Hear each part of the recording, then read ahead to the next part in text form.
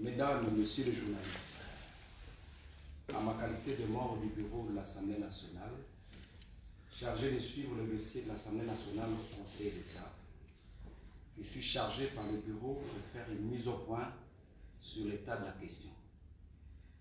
En effet, depuis le début de notre législature, l'institution Parlement, spécialement la Chambre basse, fait l'objet d'attaques de tous ordres. Vous avez observé avec nous, tout au début, des militants avec Gourdin, d'autres à moto,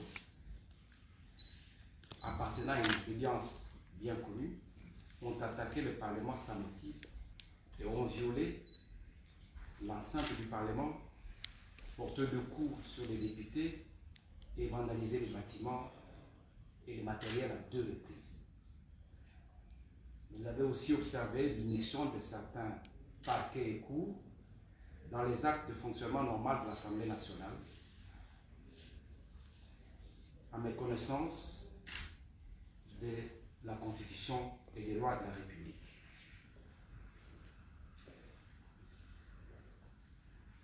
Cette immixtion s'est traduite notamment par des poursuites et arrestations en violation de la Constitution et du règlement intérieur de l'Assemblée nationale. Nous avons observé même des demandes incongrues d'élever des humilités. Aujourd'hui, le Conseil d'État vient de démontrer à l'opinion qu'au-delà d'être une juridiction administrative, dans les cas d'espèce, elle est aussi une juridiction politique. Tenez. Alors qu'elle est incompétente pour statuer sur les actes législatifs et les actes d'Assemblée, saisie en date du 9 juin 2020 en matière de référé liberté, elle décide de toute urgence d'assiéger les 10 juin et de rendre sa décision dictée à l'avance le même jour. Comment se passe le processus? Signifié le 9 juin 2020 au soir pour l'audience du 10 juin 2020. Par déférence au Conseil d'État, l'Assemblée nationale s'est fait représenter par ses avocats qui soulèvent des exceptions liées au droit de la défense, notamment la remise, l'incompétence, etc. Le juge passe outre et ordonne aux avocats de plaider. Dans l'entretemps, le requérant, bien connu, a élu domicile ce même jour dans le bureau des responsables du Conseil d'État. D'autres sources renseignent que la décision est déjà rédigée et préparée. Les avocats de l'Assemblée nationale sont contraints de plaider. L'audience se termine autour de 17 h. De commun accord, les juges demandent aux avocats de déposer leur note de plaidoirie le 11, c'est-à-dire aujourd'hui, avant 12 h, pour décision à intervenir. Le même jour, donc hier, à 20 h, alors que le personnel du Conseil d'État ainsi que les magistrats étaient retournés à leur domicile, ils sont rappelés pour prononcer la décision. Il est 21 h passées. Le Conseil d'État ordonne la suspension du calendrier d'élection du premier vice-président de l'Assemblée nationale, alors que le calendrier était en cours d'exécution. La candidature de notre collègue Nseya Patricia était déjà reçue, publiée, et la campagne terminée en attendant le vote à intervenir demain, vendredi, le 12 juin 2020. Je voudrais préciser ici que le Conseil d'État est incompétent pour statuer sur les actes d'Assemblée, même si par déférence à celui-ci, l'Assemblée nationale a bien voulu répondre. Cette décision est inique, irrégulière, inconstitutionnelle, en ce qu'elle a violé le droit de la défense garanti par la Constitution et même la loi portant organisation et fonctionnement des juridictions administratives. Cette décision enfreint le principe sacro-saint de la séparation des pouvoirs, en ce qu'elle est une interférence dans le fonctionnement de l'institution Parlement. L'Assemblée nationale fera appel de cette décision et elle précise qu'elle continuera à exécuter son agenda de l'élection du premier vice-président de l'Assemblée nationale sans égard à cette décision. L'Assemblée nationale précise que nous continuons à fonctionner conformément à la Constitution et à son règlement intérieur et demande aux autres institutions de la République de ne travailler que dans le strict respect des attributions et compétences leur dévolues par la Constitution et les lois de la République, et c'est dans le strict respect de la séparation des pouvoirs. Je vous remercie.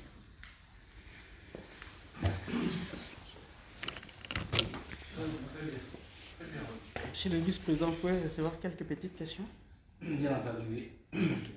Je commence comme j'ai la parole. Je suis Michel Kifinda de Radio Okapi. Oui. Moi, je suis en train de m'interroger sur le comportement de votre partenaire direct, l'UDPS, puisqu'il s'agit du président Jean-Marc Kaboun de l'UDPS. En même temps, on a présenté la candidature de son remplaçant par le parti. L'opinion est surprise qu'un autre comportement s'affiche, notamment cette audience au niveau du Conseil d'État. Comment percevez-vous ce comportement et comment vous l'interprétez? Bien, je voudrais préciser d'abord que je parle comme membre du bureau, mandaté par mes collègues du bureau. Mais effectivement, cette question devrait être posée par vous, le journaliste, à l'UDPS.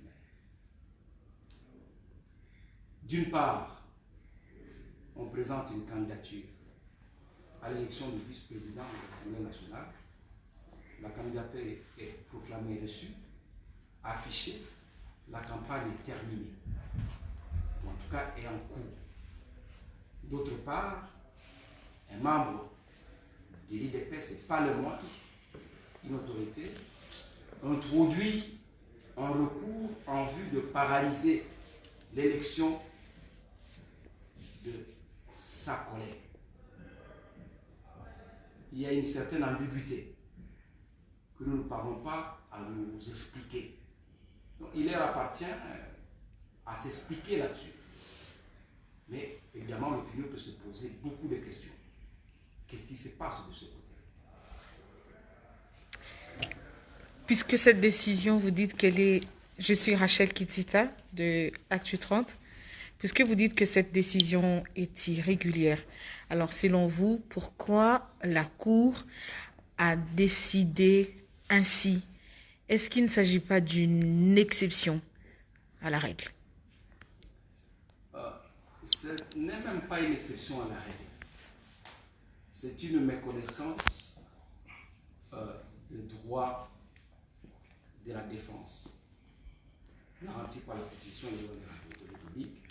C'est une méconnaissance de la loi portant organisation et fonctionnement de juridiction administrative. Parce qu'en effet, les juridictions administratives et donc le Conseil d'État est juge des actes administratifs des autorités administratives. L'institution Assemblée nationale est une institution politique. Les actes d'assemblée, les lois, les actes législatifs échappent au contrôle et à l'examen du juge administratif. C'est tout à fait clair. Et la loi le précise. Et même, cette même juridiction, lorsqu'elle était encore, elle siégeait comme chambre administrative près la Cour de cassation, la Cour suprême, a rendu diverses décisions dans ce sens. En 1995, vous vous souviendrez du cas Issoral, l'affaire Kenny, n'est-ce pas? La Cour était saisie un examen des actes d'assemblée. La même Cour a déclaré qu'elle était incompétente. Fort curieusement, aujourd'hui, alors que les lois n'ont pas changé, elle devient incompétente. Et elle y va avec une procédure accélérée. Elle devient compétente aujourd'hui. En réalité, elle est incompétente. Elle a violé sa propre loi. Elle veut s'immiscer dans le fonctionnement normal de l'Assemblée nationale. Elle viole en fait le principe sacro-saint de la séparation des pouvoirs. Et l'Assemblée nationale ne peut pas accepter cet état de choses. Je voudrais souligner ici que non seulement la décision est irrégulière, inconstitutionnelle, mais aussi elle a violé les droits de la défense. Comment en fait vous pouvez vous imaginer, vous les journalistes, vous allez peut-être me l'expliquer, comment en procédure si expéditive on peut accepter en procédure de référé liberté. Mais les avocats plaident, vous rejetez les exceptions. Vous les contraignez à plaider au fond, alors que la procédure est contradictoire et écrite le même jour. Ils n'ont pas égard aux pièces déposées dans le dossier, ils plaident quand même. Le principe du contradictoire de la défense, du droit de la défense exige qu'il soit déposé de notes de plaidoirie. À la fin de l'audience, après échange, le juge, en accord avec tous les avocats, donne un délai de dépôt de la note de plaidoirie. Ce qui est un droit sacré. On vous dit, messieurs les avocats, vous déposez la note de plaidoirie de l'Assemblée nationale demain à 11h, les 11 à 11h. 11 à 11h. L'audience est suspendue et, disons, clôturée. Alors, avant le 11, mais le même jour, les juges rentrent, ils retournent au bureau à 20h, eh bien, sans attendre la note de plaidoirie, il rend une décision. Alors, comment voulez-vous qu'une juridiction qui ne respecte pas les lois de la défense, qui ne respecte pas les lois de la République, qui méconnaît la Constitution, le principe de séparation de pouvoir, comment voulez-vous qu'une autre institution puisse exécuter ses actes et ses décisions? Voyez-vous, chers amis. Donc, il faut dire que si c'est ça l'état de droit, alors nous sommes pas mal partis. Aucune institution de la République ne peut s'immiscer dans le fonctionnement régulier de l'autre institution par voie interposée de l'institution judiciaire ou de cause économique. Même quand celle-ci viole la loi? Elle viole la loi, effectivement, et nul n'est censé exécuter une décision qui viole la Constitution. C'est-à-dire en amont, la démarche de destituer Kebund a violé la loi. Et dans sa lettre, quand il saisit le Conseil d'État, il évoque notamment ces cas qui ont fait qu'ils se sentent lésés et qu'il demande que réparation soit faite, c'est-à-dire le respect de la procédure. La procédure d'échéance des membres du bureau de l'Assemblée nationale est décrite par le règlement intérieur de l'Assemblée nationale, n'est-ce pas? Et il appartient seul à l'Assemblée nationale et à la plénière d'en décider. Il n'appartient pas à une autre institution de dire, bon, telle élection n'était pas bonne, celle-ci, elle était bien, surtout lorsqu'il s'agit de l'Assemblée nationale. Ici, il ne s'agit pas d'une élection normale comme une élection pour devenir député, dont préalablement vous devez passer par la Cour constitutionnelle pour le déclarer pour un arrêt définitif. Ce n'est pas le cas. Ici, on observe le règlement intérieur de l'Assemblée nationale. En tout état de cause, l'Assemblée nationale n'est pas disposée, elle ne le fera pas, d'obtempérer ou en tout cas d'accepter l'interférence des autres institutions dans son fonctionnement normal. Et nous, comme bureau, nous avons l'obligation de protéger l'institution Assemblée nationale. C'est une première dans notre République, mais ceci c'est une première parce que les lois que nous avons, les institutions que nous avons, les autres les ont ailleurs. C'est une première. Monsieur le deuxième vice-président, moi j'aimerais comprendre, en votre qualité de juriste, aidez-nous un peu à comprendre. Le Conseil d'État est saisi le 9. Le 10, il rend son verdict très tard. Je voudrais savoir, c'était en présence ou en l'absence de la partie Assemblée nationale? Est-ce qu'il y avait flagrance pour que cette décision soit rendue de manière expéditive? Il n'y avait pas de flagrance pour que cette décision soit rendue de manière expéditive. Il n'y avait pas flagrance, en tout cas nécessité pour que aussi on n'accorde pas attention aux exceptions soulevées par les avocats de l'Assemblée nationale. La procédure, selon l'article 285 de la même loi portant organisation et fonctionnement de juridiction administrative, précise que la procédure est contradictoire. La procédure est écrite et les droits de la défense observés. Ici, je vous ai démontré que les droits de la défense de l'Assemblée nationale n'ont pas été observés. D'abord, vous signifiez les nerfs.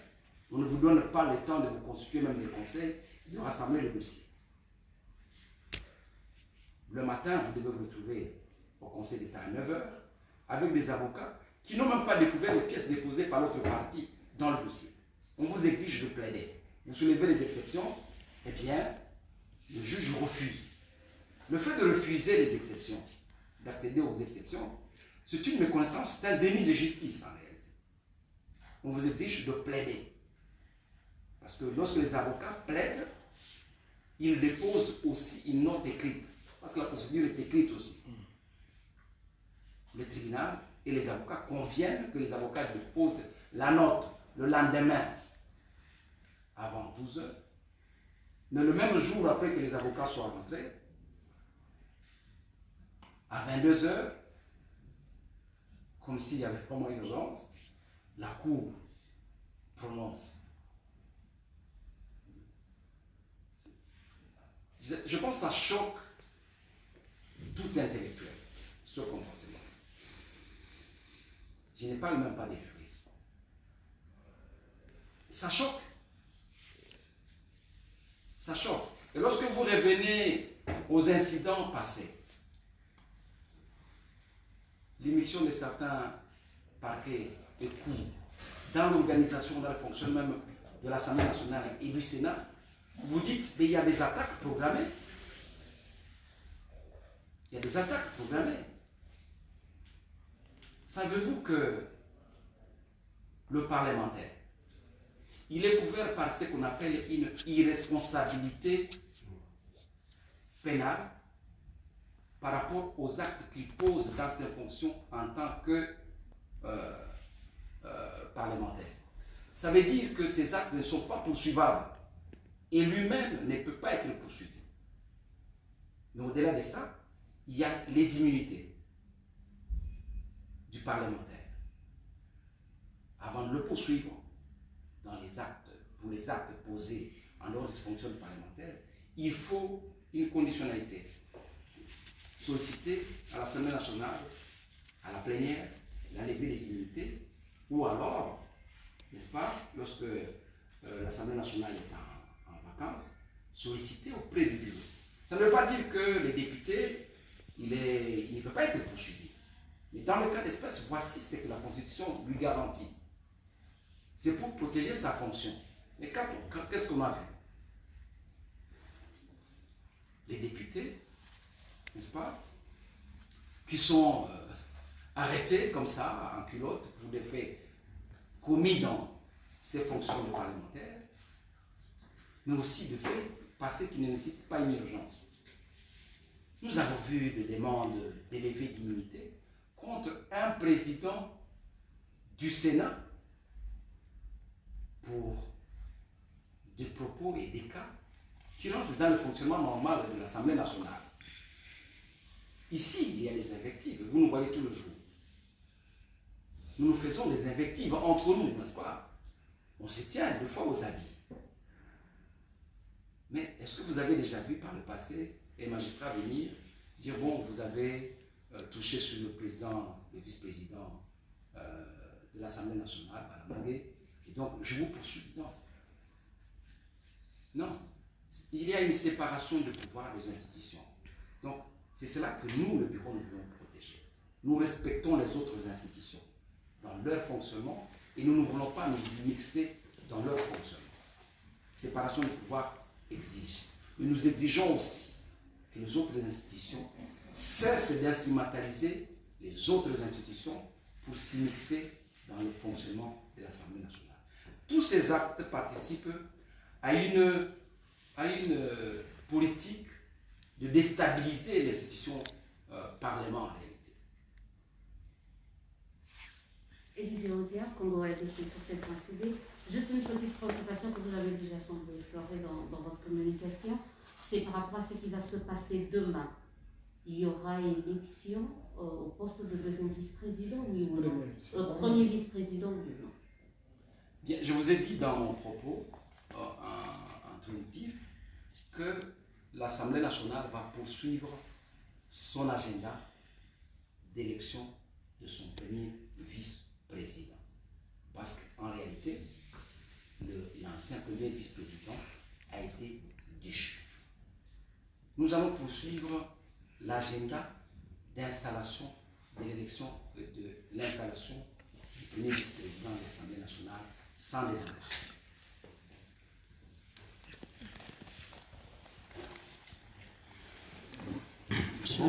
Merci, monsieur le président. Merci.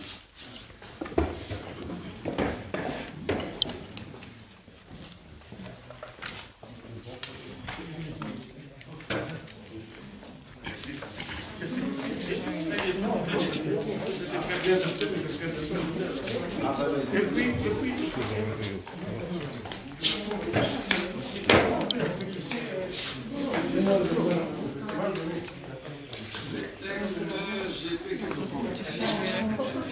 Vous allez bien?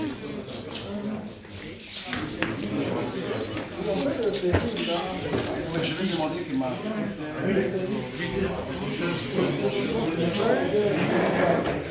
Je viens retirer ça après. D'ailleurs, dans 5 minutes. Merci, merci.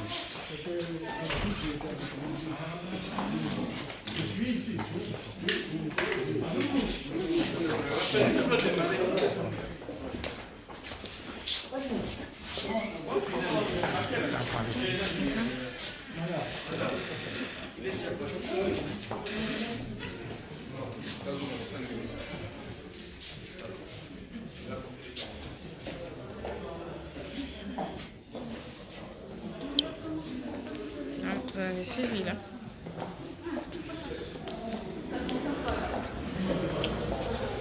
Et voilà. Donc comme vous avez suivi à l'Assemblée nationale, le processus de l'élection du premier vice-président va se poursuivre jusqu'à terme parce que le bureau de l'Assemblée nationale considère la décision du juge du Conseil d'État comme une entorse, comme une violation de la loi, comme de l'immixtion dans le fonctionnement de l'appareil Assemblée, institution politique, Assemblée nationale. Donc demain, ici, il y aura élection de Madame Patricia Seya, désignée par l'UDPS au poste de premier vice-président de l'Assemblée nationale. C'est possible qu'elle soit élue demain, première vice-présidente de l'Assemblée nationale. Vous avez suivi le deuxième vice-président de l'Assemblée nationale, Boniface Balamagé, qui parlait devant la presse. Voilà. Conférence de presse terminée. Merci à vous de nous avoir suivis et partagé la vidéo, si vous le pouvez. Voilà. Merci beaucoup. Et voilà. Est-ce une crise qui s'installe au sein de l'institution? On ne sait pas. Est-ce une crise qui va aller jusqu'au niveau de la coalition? FCC cache. Nous ne savons pas encore. Qu'en pensent finalement les deux regroupements politiques, FCC cache? Nous n'en savons pas parce que c'est une question politique au niveau de l'Assemblée nationale. Merci beaucoup. Et fatigué, hein? Il y a encore beaucoup à faire aujourd'hui. Aïe. Bye bye. À très bientôt.